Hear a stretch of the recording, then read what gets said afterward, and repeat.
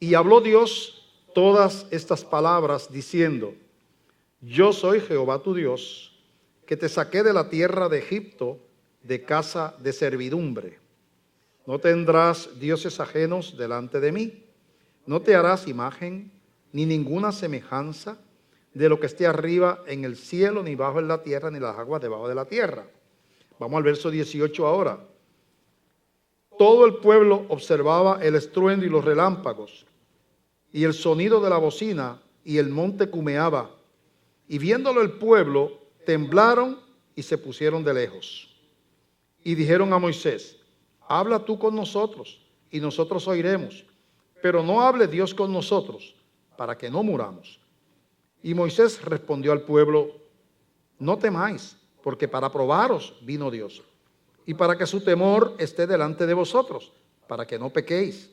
Entonces el pueblo estuvo a lo lejos, y Moisés se acercó a la oscuridad en la cual estaba Dios. Padre, te damos gracias por esta palabra. Señor, nos ponemos en tus manos. Enséñanos, Señor. Ayúdanos a entenderla, Padre. Tenemos muchas limitaciones, mucha interferencia, muchas filosofías y huecas sutilezas han entrado a nuestra mente a través del tiempo. El mundo tiene el poder. A veces le permitimos, Señor, ser el que define nuestros conceptos sobre lo bueno y lo malo, la verdad y la mentira.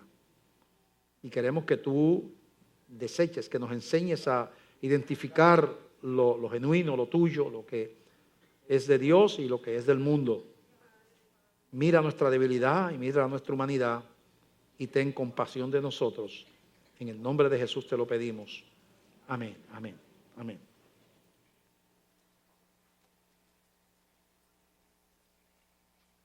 Dios llama al pueblo y a Moisés a caminar hacia el monte Sinaí, porque tiene allí una cita con ellos, ¿verdad? Hay un encuentro allí.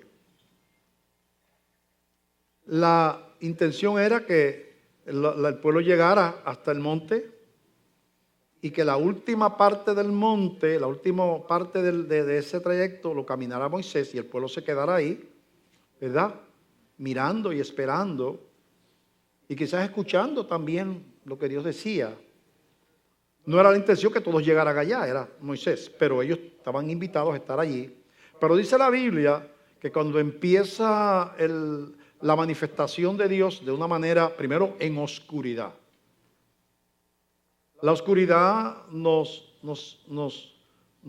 confunde, no nos gusta. Dice que Dios estaba en oscuridad. Uno siempre relaciona a Dios con luz, pero aquí dice que Dios estaba en la oscuridad. Si usted lee el último verso, que dice ahí, el verso de 21, ¿es verdad? Dice, entonces estuvo a lo lejos, el pueblo estuvo a lo lejos y Moisés se acercó a la oscuridad en la cual estaba Dios. Es importante este verso porque muchas veces nosotros nos damos cuenta que en estos tiempos oscuros en que estamos viviendo, tiempos de oscuridad, Dios está obrando quizás más que hace 60 años atrás cuando el mundo era más tranquilo. No porque las cosas estén mejor, sino porque están pasando unos procesos que están profetizados que tienen que pasar. Tienen que pasar unos procesos para que el regreso de Cristo se cumpla. Tienen que pasar unas cosas para que los últimos tiempos culminen, ¿verdad?, en el regreso de Cristo. O sea que si no pasara el proceso, si no viene la gran tribulación, si no viene el caos, si no viene la degeneración que profetiza la Biblia, no viene lo otro tampoco. Así que le digo esto porque a nosotros nos pasa lo mismo. Nosotros mucha gente cuando viene el tiempo de oscuridad a su vida, la prueba, el fracaso, la destrucción familiar, el desempleo, la enfermedad, la pérdida de un ser querido, mucha gente ve a Dios en la oscuridad y se abraza a Dios en la oscuridad porque necesito a Dios en ese momento, y otros dicen, Dios no es bueno, la oscuridad no es buena, Dios, o sea, esto Dios no me ama, y se alejan de Dios. Así que la oscuridad, cuando no entendemos y vemos a Dios en la oscuridad, vamos a tener un cristianismo de conveniencia, de solamente que Dios me dé cosas, Dios me sane, me prospere, me cuide de los hijos, me dé esto y lo otro, me dé una casa, ¿verdad? Y ese Dios que es como un genio de la lámpara es el que nos gusta, ¿verdad? Un Dios que está ahí para complacer nuestros anhelos, caprichos y metas y todo lo que tenemos, ¿verdad? Y no es que Dios no se le puedan pedir cosas, porque Dios es bueno y también nos bendice con cosas, ¿verdad? Pero mucha gente centra su vida espiritual en un Dios proveedor. Es uno de los atributos de Dios. Pero Dios es santo. Ese es otro de los atributos. ¿Qué pasó? Ahí estaba manifestado Dios Dios es todopoderoso. La magnificencia de Dios estaba manifestándose en ese monte. Temblores, luces, explosiones de rayos y truenos y una voz que me imagino, que imagínense cómo será la voz de Dios. Y aquella gente salió huyendo. Y le dijo a Moisés, no, vete tú a hablar con él. Nosotros, mira. Porque hay que entender lo que Dios está haciendo. Para que usted pueda participar de... Él estaba llamando al pueblo a participar de su obra. Vamos a ver lo que Dios le dice al pueblo en Éxodo 19, una paginita antes. Éxodo 19, del verso 1 al 7. Para que tú veas lo que Dios quería con el pueblo de Israel. Mira lo que le dice, verso 19. En el mes tercero de la salida de los hijos de Israel de la tierra de Egipto, en el mismo día llegaron al desierto de Sinaí. Habían salido de Refidim y llegaron al desierto de Sinaí y acamparon en el desierto y acampó allí Israel delante del monte. Y Moisés subió a Dios y Jehová lo llamó desde el monte diciendo, así dirás a la casa de Jacob y anunciarás a los hijos de Israel. Vosotros visteis lo que hice a los egipcios y cómo os tomé sobre las alas del águila, os he traído a mí. Yo les probé que yo estaba con ustedes porque ustedes eran esclavos y yo abrí el mar para que ustedes pasaran y los saqué por medio de la Pascua, de muchas maneras. Dios obró para que salieran de allí. Ustedes vieron eso. Ahora pues, si diereis oído a mi voz y guardareis mi pacto, vosotros seréis mi especial tesoro sobre todos los pueblos, porque mía es toda la tierra. Y vosotros me seréis un reino de sacerdotes y gente santa. Estas son las palabras que dirás a los hijos de Israel. Entonces vino Moisés y llamó a los ancianos del pueblo y expuso en presencia de ellos todas estas palabras que Jehová le había mandado. Y todo el pueblo respondió a una y dijeron, todo lo que Jehová ha dicho haremos. Y Moisés refirió a Jehová las palabras del pueblo. Y entonces Jehová dijo a Moisés, he aquí yo vengo a ti en una nube espesa para que el pueblo oiga mientras yo hablo contigo y también para que te crean para siempre. Entonces el plan de Dios era que el pueblo oyera, que el pueblo estuviera en el monte, porque ellos iban a ser un especial tesoro de él. Gente separada, gente santa. Pero cuando llega el momento y ven a Dios en toda su magnificencia y ven la manifestación, no le creyeron a la palabra de Dios. Sus sentidos opacaron su fe y la revelación que Dios le había hecho, de que ustedes van a ir allí, van a estar allí, van a oír lo que yo voy a hablar.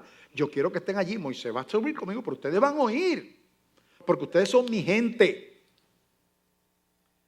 Y se salieron corriendo y huyendo. Y mientras Moisés estaba allí, que recibió las tablas de la ley, ellos bajaron a hacer un becerro de oro. Porque cuando tú te alejas de Dios, inevitablemente terminas adorando otra cosa que no es Dios. Te alejas de Dios, adoras al mundo, el dinero, los bienes, a alguna persona humana, tu fama, lo que sea, algo, los políticos, a los artistas, a alguien. Tú le vas a dar el culto a alguien porque te has alejado de Dios.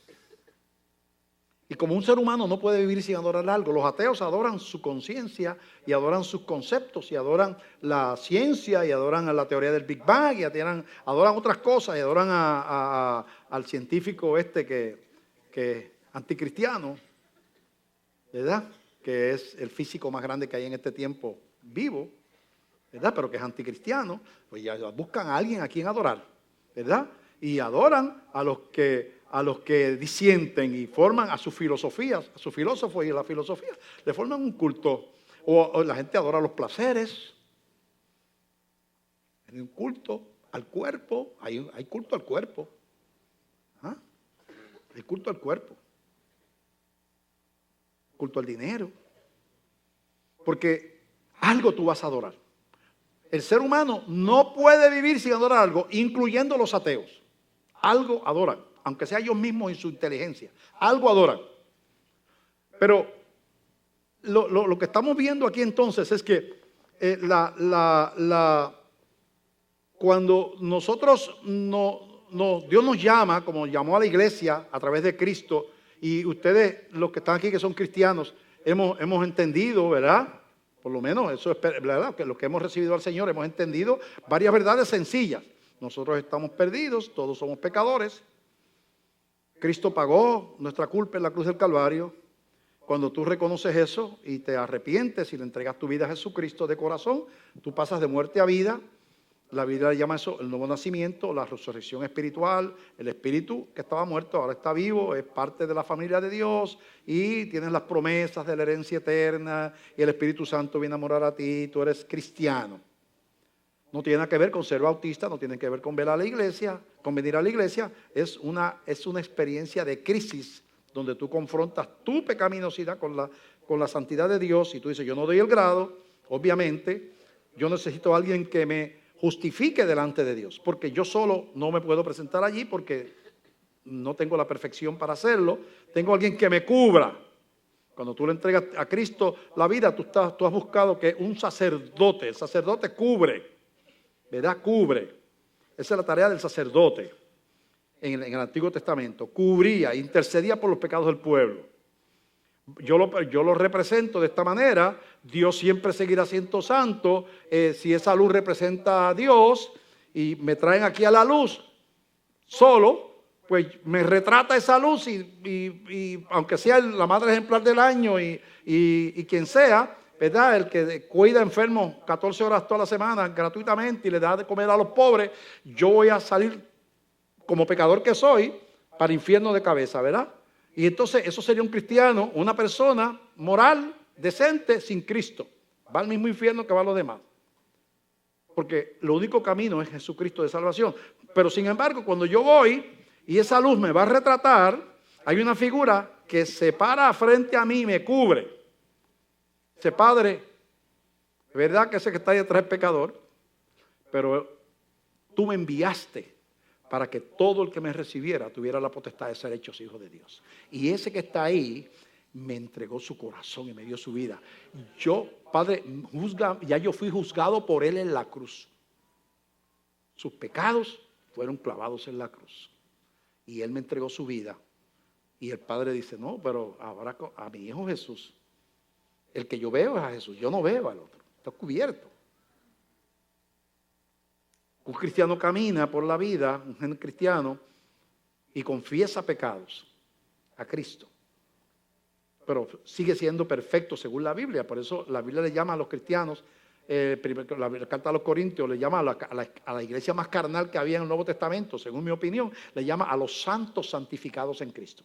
Pablo estaba relajando con ellos. Estaba siendo irónico. No es que eso era lo que eran. Eran carnales, peleaban, tenían problemas. Pero, ¿por qué? Porque el cristiano, Cristo está cubriéndolo, él le confiesa los pecados a Cristo. Cristo entonces hay un perdón, se extiende un perdón, hay un diálogo aquí de arrepentimiento de esto. Los pecados no pasan de ahí. Porque ese es un mediador, uno que media o intercede por otro. Eso es el cristianismo. El cristianismo es que yo no doy el grado, pero alguien lo dio. Y yo no soy aceptable, pero alguien es aceptable delante de Dios. Y a ese que es aceptable fue enviado para hacerme aceptable a mí. No por mis obras, sino por la santidad y la obra de Él y el poder de Él para representarme delante del Padre. Entonces, yo soy representado delante de Dios por Cristo, ¿verdad? Lo que quiero decir es que, vamos a regresar al tema, cuando llega esa gente allí, se llenan de pánico, se alejan de Dios y terminan haciendo un becerro de oro. ¿Qué le pasa a los gobiernos, a la gente, a los hogares, donde uno se olvida de Dios, se olvida de la palabra, termina lejos de Dios? Termina en caos, su vida es ¿verdad? Entonces, la Biblia tiene otros tipos ahí importantes, otros pasajes importantes en el libro de Éxodo, que es bueno estudiarlos, porque esos son tipologías, representaba lo que iba a pasar cuando viniera Cristo. Por ejemplo, en el capítulo 12 de Éxodo, capítulo 12, del 1 al 10, Dios le está explicando a Moisés cómo él iba a sacar a los israelitas de Egipto. Le está dando unas instrucciones, porque todas las plagas habían fracasado. Nunca fue la intención de Dios sacar a los israelitas por las plagas. Dios quería probar que Moisés no, porque las plagas Moisés metía la mano y Moisés le daba la vara al agua con la vara y se convertían en sangre y Moisés no. Entonces Dios saca a Moisés del medio porque la salvación realmente es por gracia y Dios nos saca del medio y pone a su Hijo a morir por nuestros pecados, por gracia.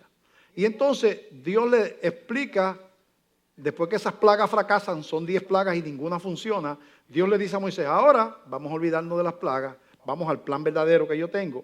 Y le dice, pues mira, ustedes van a matar un cordero y lo van a comer por las familias, ¿verdad? Como yo lo voy a explicar, porque van a marcar las puertas, encima de la puerta, en el dintel, van a poner una marca con la sangre del cordero, porque yo voy a pasar, Dios va a pasar por toda la tierra de Egipto, y donde Él vea la marca en una casa, en esa casa no va a haber mortandad. Pero donde Él no vea la marca de la sangre, en esa casa, todos los hijos primogénitos de los animales y se va hasta el hijo del rey. Y así fue, se van a morir. Entonces, vamos a leerlo ahora, ¿verdad? Dice la Biblia, y veré la sangre y pasaré de vosotros.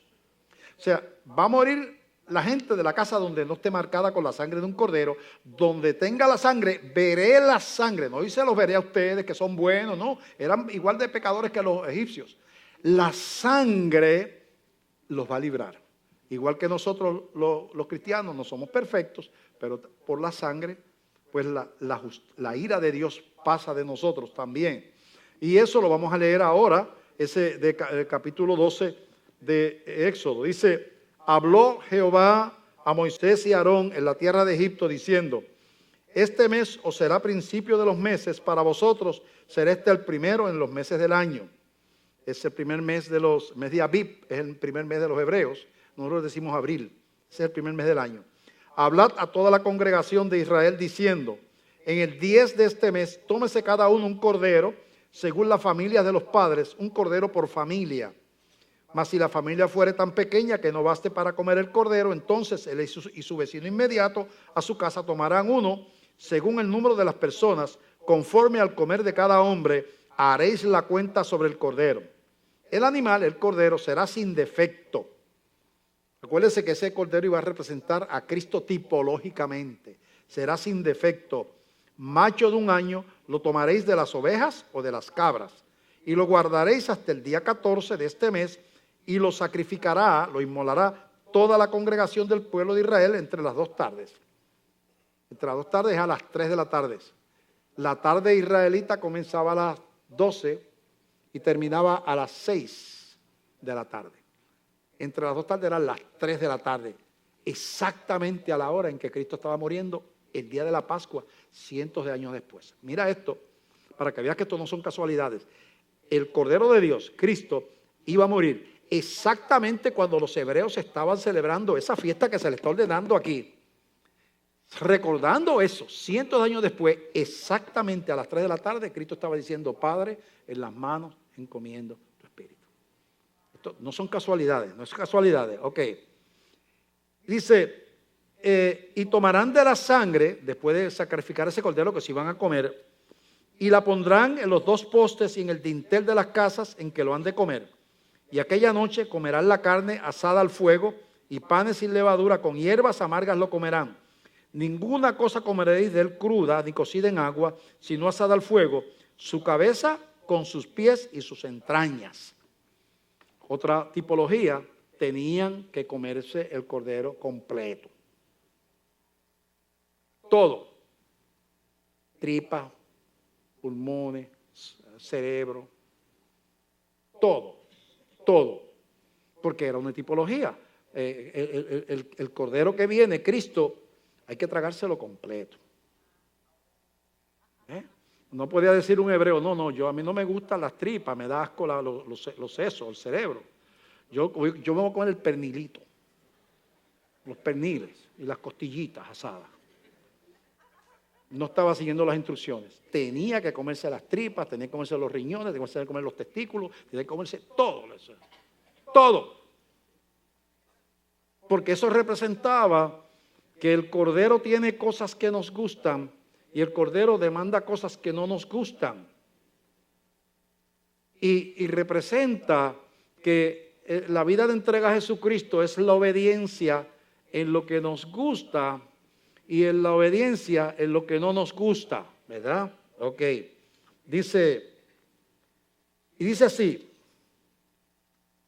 Y ninguna cosa dejaréis, del versículo 10, de él hasta la mañana, y lo que quedare hasta la mañana lo quemaréis en el fuego.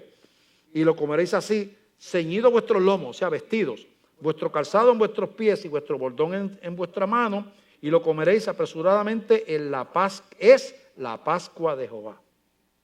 Pues yo pasaré aquella noche por la tierra de Egipto y heriré a todo primogénito en la tierra de Egipto, así de los hombres como de las bestias, y ejecutaré mis juicios en todos los dioses de Egipto, yo Jehová. Y la sangre os será por señal en las casas donde vosotros estéis, y veré la sangre y pasaré de vosotros, y no habrá en vosotros plaga de mortandad cuando hiera la tierra de Egipto. La sangre lo va a librar del juicio de Dios. No porque los hebreos eran mejores que los egipcios. No dice, yo lo veré a ustedes porque ustedes son hebreos. No.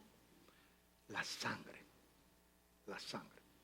La salvación es por gracia, por medio de la fe en Cristo. Está representado claramente ahí. Era la sangre lo que lo iba a librar. Era la sangre. Era entonces, trasladándonos al tiempo presente, nosotros pasamos de muerte a vida, nos convertimos en miembros de la familia de Dios cuando nos es aplicada la sangre, como son marcados como propiedad de Dios, porque nosotros reconocemos a Jesús como Señor, le pedimos perdón de los pecados, le entregamos la vida, ¡pum! Y ahí somos marcados, sellados. Esa es las arras de nuestra herencia, ese Espíritu Santo que viene a morar en los creyentes. Ok, para confirmar esto, en 1 Corintios capítulo 5, no creo que esto está allá no sé si lo tiene allá en la de esto, 1 Corintios capítulo 5, verso 7, dice así, vamos a leer ahora, para confirmar que yo no me estoy inventando esto, ¿verdad? De que Cristo, tipología de la Pascua, 5:7 de 1 Corintios, dice, limpiaos, eso es en el Nuevo Testamento, ya Cristo había muerto, y está hablando de la iglesia de Corinto, limpiaos pues de la vieja levadura, para que seáis nueva masa sin levadura como sois, porque nuestra Pascua, que es Cristo, ya fue sacrificada por nosotros.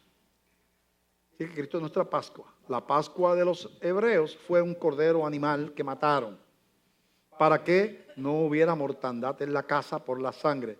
Nuestra Pascua es un cordero que murió en una cruz, para que no haya condenación y mortandad en nosotros, nos dio vida. Entonces eso hay que entenderlo, porque lo que queremos es salir de la religión de yo soy bautista y yo soy esto y yo voy a la iglesia el domingo, para ver que lo que está ocurriendo es un milagro. La salvación es un nuevo nacimiento espiritual, es un acto sobrenatural, no es una membresía en una denominación, en una iglesia, es un encuentro con el Dios vivo. Es un reconocimiento de que aquel que murió no murió en vano con relación a tu vida, porque tú le estás abriendo tu corazón y lo estás recibiendo como Salvador. Dice la Biblia, a todos los que le recibieron, a los que creen en su nombre, le dio la potestad de ser hechos hijos de Dios. Allá dice Jesús en Juan capítulo 14, yo soy el camino, la verdad y la vida. Nadie viene al Padre si no es por mí. Nadie es nadie. Nadie. La madre ejemplar del año no va a la gloria, porque sea una mujer decente y cuide 14 hijos y los haga profesionales y sea una mujer de su casa. No va a la gloria. No se puede comprar la gloria con obras. No puedes hacer del sacrificio de Cristo un sacrificio vano para ti porque tú no lo necesitas, porque tú no eres como los demás gente que son pecadores. La soberbia nunca ha acercado a nadie a Dios. Es a los humildes que Dios busca. Es a los que doblan rodillas, a los que dicen, sí Señor, yo te necesito, porque yo soy pecador. Bueno, entonces, lo que vieron los israelitas obviamente los intimidó.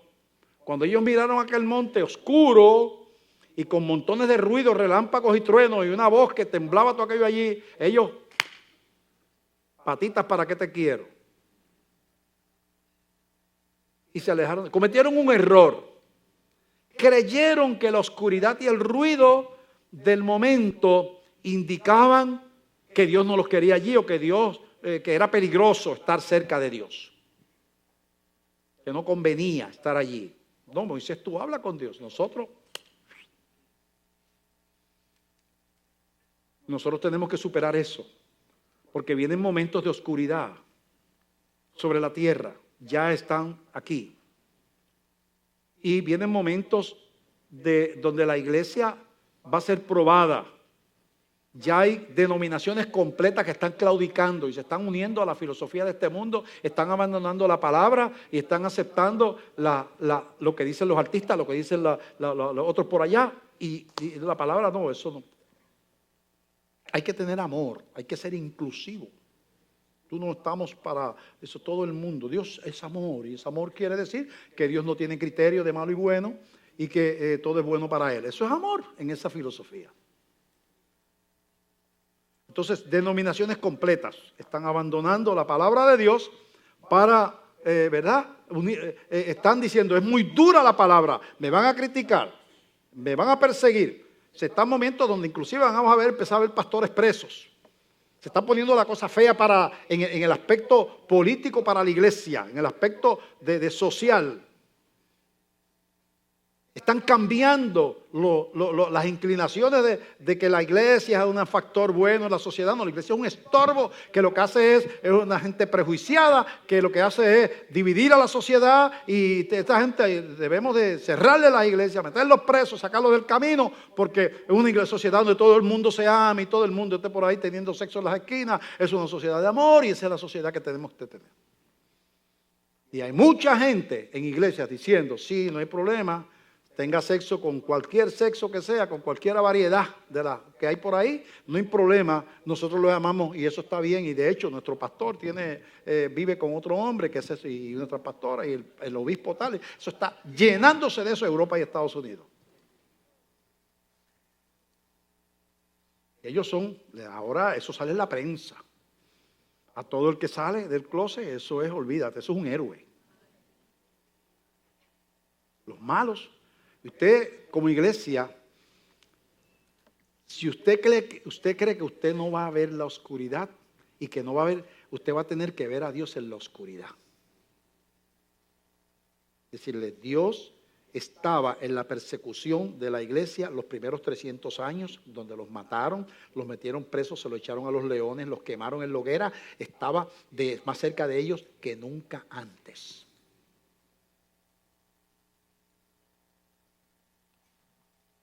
Dios no los abandonó. Fueron procesos necesarios en la historia, en el levantamiento de la iglesia. Usted tendrá que aprender, y yo espero que en esta iglesia usted aprenda, que estos momentos que vienen, no es que Dios fracasó, no es que ganaron yo no sé quién, es que tal grupo, no. Todo el mundo tiene que aprender a ver al Señor en la gloria, al control. Brinca, salta, insulta, persigue, mete preso, haz lo que tú quieras, vive como tú quieras vivir, el escándalo que tú quieras, lejos de Dios. Hazte enemigo de la iglesia, del evangelio, quema la Biblia, pero a la larga el Señor está sentado en su trono y la última palabra la tiene el Rey de Reyes y el Señor de Señores. Siempre eso tiene que estar aquí. Tú no le sirves a un Dios que está perdiendo, porque Él permita unas cosas, porque Él permitió que lo mataran Y Él no estaba perdiendo cuando estaba en aquella cruz. Tienes que aprender a tener la diferencia de lo que es, lo que a ti te gustaría, a lo que es el proceso histórico necesario para el tiempo en que te ha tocado vivir. Son dos cosas diferentes.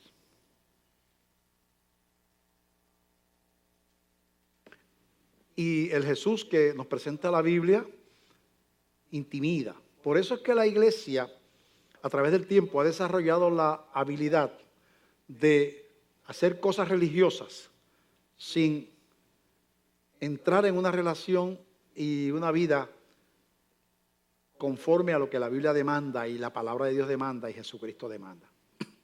Hemos desarrollado una habilidad tremenda para ser religiosos, tenemos reuniones, una junta administrativa, damos escuela bíblica, venimos al culto ciertos días, tenemos un círculo de oración, tenemos una sociedad de jóvenes, una sociedad de damas en la iglesia, esto y lo otro, damos aquí, tenemos una actividad evangelística por allá. Pero no sabemos lo que es tomar una cruz y seguir a Cristo.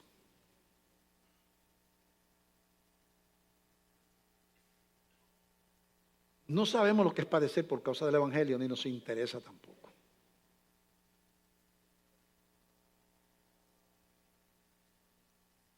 Cuando vemos la prioridad, la lista de prioridades de una manera fría en la mayor parte de los cristianos, en muchos cristianos, no necesariamente Jesucristo está en el primer lugar.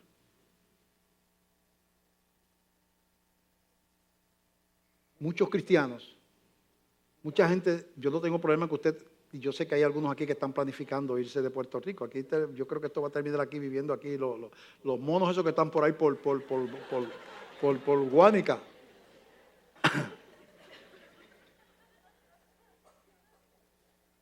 Cuando las yolas empiecen a correr de aquí para República Dominicana.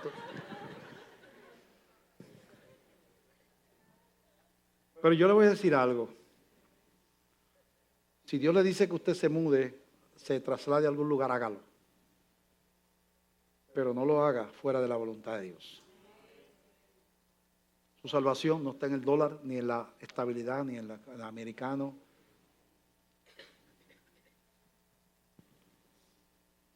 Usted tiene que saber conocer su fe y su confianza tiene que estar puesta en Dios. Dios lo puede trasladar a usted no a Estados Unidos, a la China, si Él quiere. Y yo que llevo a 39 años de pastor, si me dijera a mí que me fuera a otro lugar a pastorear y yo no lo hiciera, aunque fuera una iglesia de 25 miembros, estaría en desobediencia. Para mí sería mejor estar pastoreando a 25 personas en la voluntad de Dios que no a 3,000 que son aquí aproximadamente fuera de la voluntad de Dios. Pero quien le dicte las cosas no sea el gobernador de Puerto Rico, que no sea la legislatura, que no sea los bonistas, que no sea que usted diga, Dios me está moviendo de aquí. Porque el problema de levantar dioses paralelos, donde yo pienso que mi seguridad está en el dólar y en la nación americana, porque esas son la gente que ha estado al lado de Puerto Rico durante, ya Puerto Rico es parte de Estados Unidos desde 1898, que nosotros somos parte de Estados Unidos. Son 117 años y desde el 14 que somos ciudadanos, 101 años que Puerto Rico somos ciudadanos norteamericanos de nacimiento, ¿verdad? El 14 o el 17, se me olvidó. Fue para la Primera Guerra Mundial. Entonces, llega el momento que le pasa como los israelitas. ¿Qué es lo que querían los israelitas cuando empezaron los problemas en el desierto? Vámonos de vuelta para Egipto.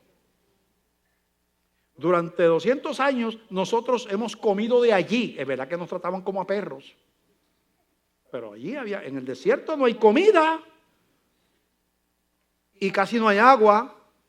Y esto es en sol. No es lo mismo dormir en una casa que dormir en una tienda de campaña que se está mudando porque eran nómadas. Yo allá por lo menos tenía una casa. Vámonos para Egipto.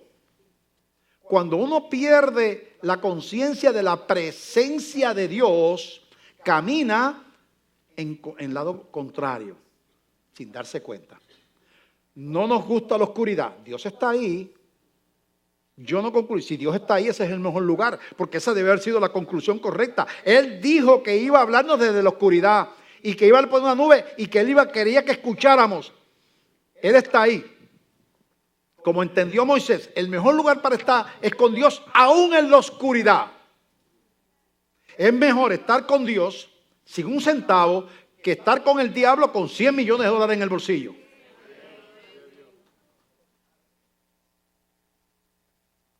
Entonces, el asunto es que cuando tú miras esa revelación, ¿verdad?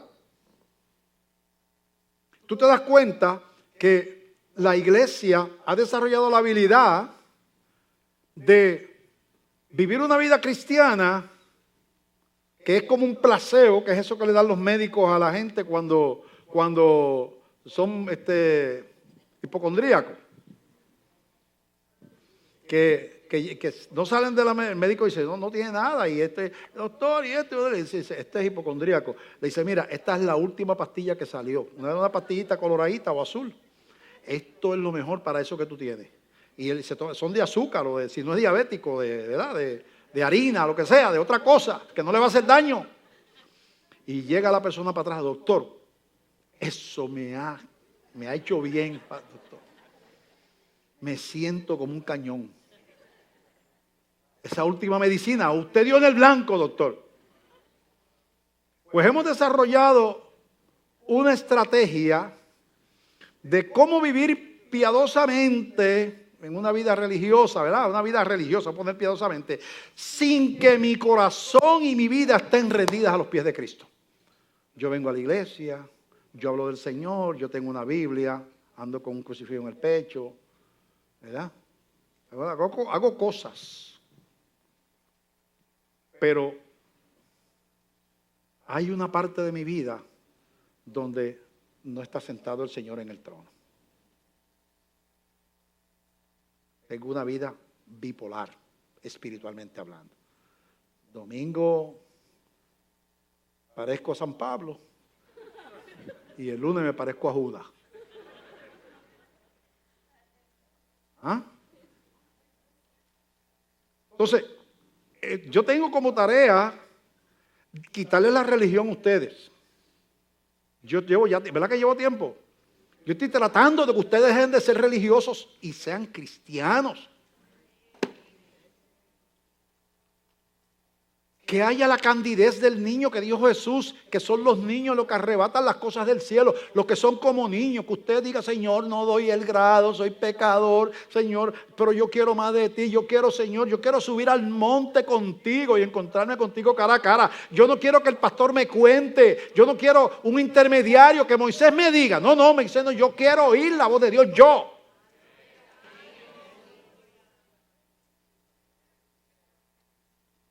Venga, pastor, para que me ore, porque a usted Dios lo oye. ¿Y qué pasa? ¿Y a ti no te ore? ¿Cuántas veces me han dicho a mí? Ore por mí porque usted Dios lo oye. ¿Qué está implicando? A mí no. ¿Es eso lo que dice la Biblia? Que Dios oye solamente a los pastores. Tú sabes que yo creo que ahí comenzó el clericalismo, con eso que hicieron los israelitas ahí. El clericalismo, por lo menos si no comenzó, porque ya lo había en esa cultura hebrea, babilónica, y entonces es cuestión de que hay alguien que es el que se comunica con Dios. Los hebreos tenían a los sacerdotes, los romanos tenían a los sacerdotes, los babilonios tenían también a sus sacerdotes, y los persas, ¿verdad? Los astrólogos, esa gente que hablaba, era de esto, y la gente iba a consultar y a que esa gente le dijera cosas, y usted sabe que eso ha venido a través de la religión tradicional, donde el sacerdote es el que sabe, y uno va allí y se sienta, ¿verdad? Y en las iglesias evangélicas, pues el pastor viene a ocupar esa posición de el clérigo. Cambiando el diseño divino, que era que cada creyente fuera sacerdote del Señor, nación santa, un mensajero de Dios, un instrumento de Dios en la tierra. Porque la demanda, mientras más nos adentramos en una relación con Dios, más tenemos que entregar.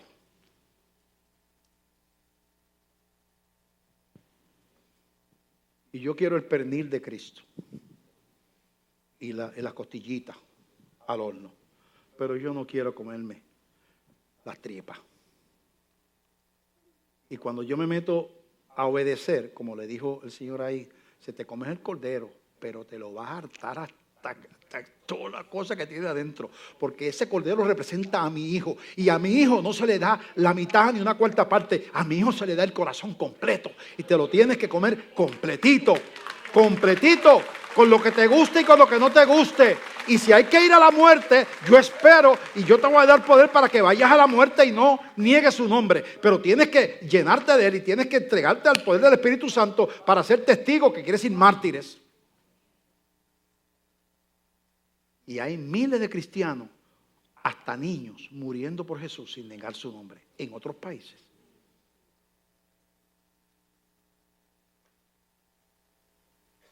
Como en África, aquellos enemigos, no sé si fue el África o la India, ahora no me acuerdo, que fueron a una iglesia, le quitaron el bebé a la esposa del pastor en medio de un culto.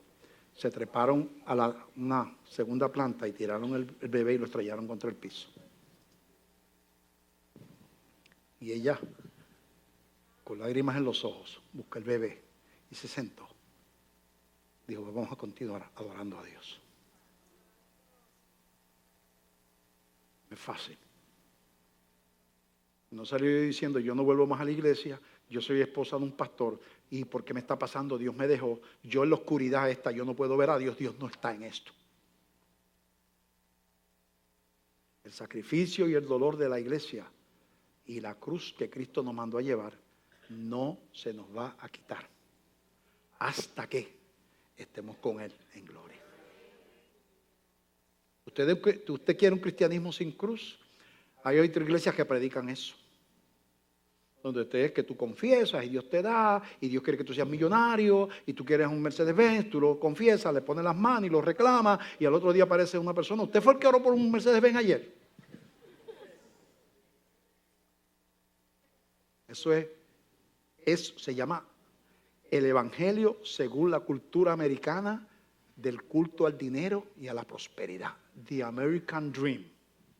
Que no tiene nada que ver con otra cosa que no sea prosperidad y materialismo. Ese es el sueño americano. Y eso lo han tomado las iglesias y lo han explotado. Y están iglesias explotando. Sí, porque no hay cruz.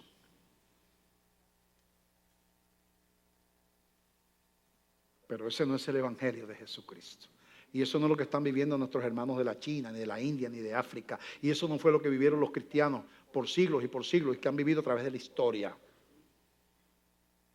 Ese es otro evangelio. Y si es que yo tengo que llenar una iglesia a base de cambiar la palabra y darle una oferta mejor, más fácil de tragar, pues ese no es mi llamado pastoral. Yo prefiero quedarme solo, predicar lo que Dios escribió en su Biblia y no lo que piensan por ahí los que del pensamiento positivo. Dice en Primera de Pedro, capítulo 2, verso del 9 al 10. Primera de Pedro, capítulo 2, verso del 9 al 10 dice: escucha si esto se parece a lo que le dijo Dios, esto es a la iglesia, a nosotros, se parece a lo que le dijo Dios a los israelitas antes de que fueran al monte. ¿Se acuerdan lo que leímos? Ustedes son un especial tesoro, son una nación santa. Dice lo que le dice el apóstol Pedro a usted y a mí: mas vosotros sois linaje escogido, real sacerdocio, nación santa, pueblo adquirido por Dios, para que anunciéis las virtudes de aquel que os llamó de las tinieblas a su luz admirable. Vosotros, que en otro tiempo no erais pueblo, pero que ahora sois pueblo de Dios, que en otro tiempo no habíais alcanzado misericordia, pero ahora habéis alcanzado misericordia. Nosotros somos gente especial, separada por Dios, dice la Biblia desde antes de la fundación del mundo, para un propósito. Y en ese propósito hay que peregrinar por este mundo, siendo testigo y siendo mensajeros para que anunciemos las virtudes del que nos llamó de las tinieblas a su luz. Nosotros somos anunciadores de unas virtudes, portadores de un mensaje de amor y de esperanza a un mundo que no tiene esa esperanza y que está perdido. Nosotros tenemos la alternativa perfecta que le soluciona a la gente su paz aquí y su eternidad. No hay mejor opción, no se la puede dar un psicólogo, no se la puede dar un filósofo, no se la puede dar el gobierno, no se la puede dar la ciencia. La solución de tu eternidad está en Cristo. Y nosotros somos los mensajeros de esa verdad. Pero junto con el mensaje, el Señor nos dijo, mira, toma esta palabra y predica. Mira, toma, esto te lo entrego para que lleves mi verdad. Y cuando hoy vamos a hacer así, espera, te falta algo. Toma la cruz y llévatela también. Me dio la palabra, pero me dio una cruz que representa obediencia y sujeción. Temor de Dios. Eso representa la cruz de Cristo.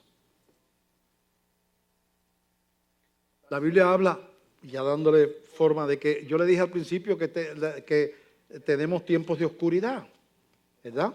Y Jesús habla de eso en Mateo capítulo 24, del 1 al 14. Mateo 24, del 1 al 14, Jesús está dando una profecía, dos profecías. Una tiene que ver con la destrucción del templo de Jerusalén y otra tiene que ver con los tiempos finales. Aquí hay dos profecías, no una. Hay que separarlas. Una era para algunos, y en el momento de algunos 37 años después de cuando hay esta conversación. En el año 70 después de Cristo, los romanos invaden Israel y destruyen el templo de Jerusalén y arrasan con la ciudad. Lo único que dejan allí es un muro que los hebreos usan para orar. Usted ve que se pasan haciendo así, ¿verdad? Frente a un muro, ese es el muro de los lamentos y es lo que queda del templo de Herodes, ¿verdad? Que fue destruido en el año 70 después de Cristo y se cumplió la profecía de que iban a ser esparcidos por todas las naciones que Cristo le había hecho a los hebreos por no haberlo reconocido a él como Señor, iban a ser dispersos por las naciones y así fue por hasta 1900 y pico cuando empezaron a regresar otra vez, 1946, 49, no me acuerdo. Se cumplió casi 2000 años de exilio por causa de no haber reconocido a Jesús como Señor. Entonces, mira las palabras de Jesús en esta conversación, Mateo 24, del 1 al 14. Cuando Jesús salió del templo y se iba, se acercaron sus discípulos para mostrarles los edificios del templo. Respondiendo, él les dijo, ¿veis todo esto? De cierto os digo que no quedará aquí piedra sobre piedra que no sea derribada. Estaba profetizando la destrucción del templo. Eso ocurrió 30 y pico de años después de esa conversación. Ya Jesús había muerto, se había resucitado, la iglesia llevaba 30 años, 35 años de existencia, 37, cuando vino la invasión de los romanos.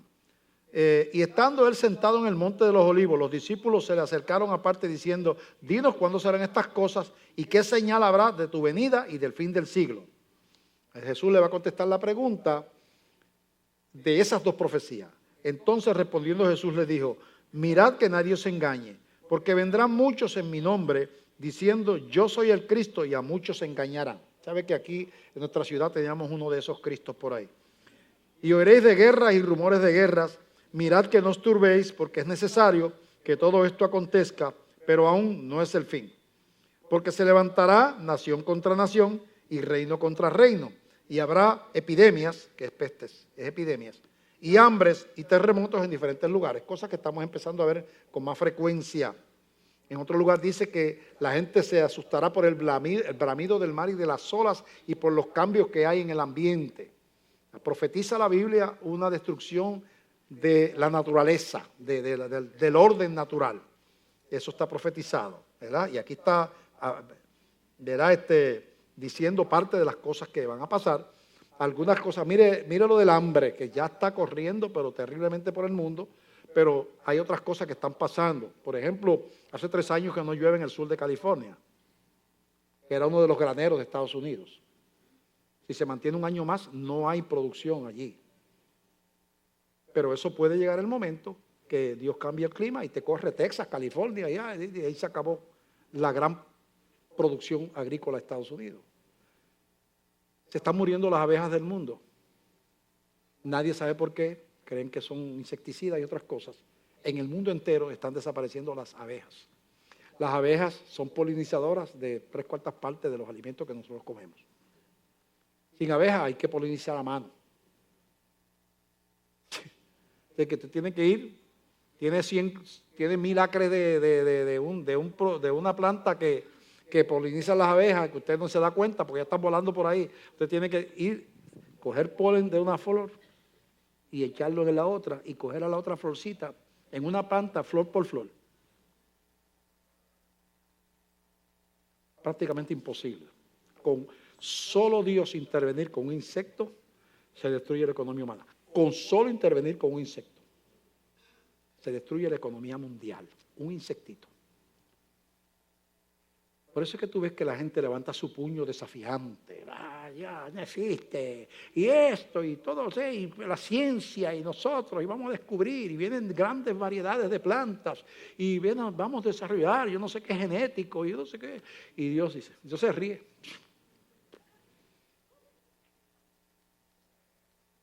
Cada día surgen epidemias nuevas y las viejas están volviendo por sus fueros. La malaria está, la tuberculosis que una vez estuvo bastante controlada. Ya hay unos casitos de polio por ahí que salieron otra vez. Y así por el estilo. Bueno, eso es lo que dice ahí. Y dice, y todo esto será principio de dolores. Quiere decir principio. No es que no llegó a los dolores verdaderos. Eso es principio de dolores. Nosotros estamos en principio de dolores. Todavía no han llegado a los dolores. Con todo este caos. No ha llegado. Estamos en principio. Entonces os entregarán a tribulación y os matarán y seréis aborrecidos de toda la gente por causa de mi nombre. Eso está empezando en Estados Unidos y en Europa. Ya se está gestando el encarcelamiento de pastores que prediquen, osen predicar en contra de ciertos estilos de vida por violar los derechos de esa gente. Muchos tropezarán entonces y se entregarán unos a otros y unos a otros se aborrecerán. Habla entonces de tropezar, quiere decir que muchos entonces se apartarán de la verdad, ¿verdad? Son los que están y no son, ¿verdad? Y entonces se entregarán unos a otros, implica de un desenfreno sexual masivo, de promiscuidad y de sexualidad descontrolada, ¿verdad? Y unos a otros se aborrecerán, mucho odio, mucha violencia entre la gente. Y muchos falsos profetas se levantarán y engañarán a muchos. Y muchos profetas no son necesariamente profetas religiosos, hay profetas seculares también que van a convencer a la gente de la mentira en contra de la verdad. Y por haberse multiplicado la maldad, el amor de muchos se enfriará. Llegará el momento que la gente dirá, como está el mundo, esto no vale la pena ir a la iglesia, ¿verdad? Esto no cambia, esto, mira qué caos, mira las cosas que están pasando. Mas el que persevere hasta el fin, este será salvo. Y será predicado este evangelio del reino en todo el mundo para testimonio a todas las naciones, y entonces vendrá el fin. Quiere decir que si entendemos las profecías, antes del fin hay que predicar el evangelio a todas las naciones. Una tarea que antecede a la venida de Cristo. Que sí, que lo que está haciendo esta iglesia, de tener misioneros en más de 30 países, yo creo, llevando el mensaje a todas las naciones, principalmente donde no hay testimonio cristiano, está en afinidad con lo que dice la Biblia, que debe ser la tarea de la iglesia para que Cristo venga, es predicar el evangelio hasta el fin. Dice, la señal, una de las señales, la principal quizás es que cuando se termine de evangelizar, no es que se van a convertir,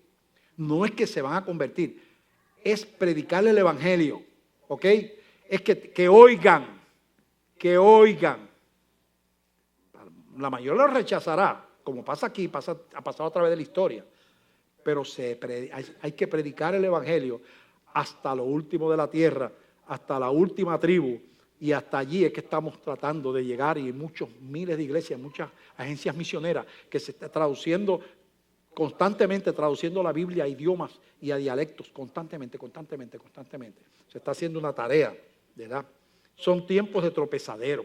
tiempos de oscuridad, tiempos donde uno preguntará, ¿y dónde está Dios? O yo no quiero pagar el precio. Me intimida lo que hay ahí, como hicieron los israelitas en el monte, cuando vieron la magnificencia de Dios, se aterrorizaron y en vez de quedarse allí y gozar de su presencia, caminaron en el lado contrario. Cuando uno camina hacia el lado contrario de Dios, uno termina adorando un becerro.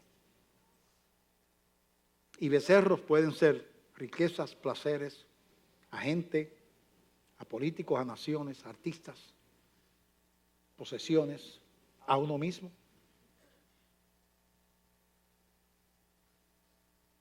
Aunque hay oscuridad, hay que ver a Dios, al Dios que habita también en la oscuridad.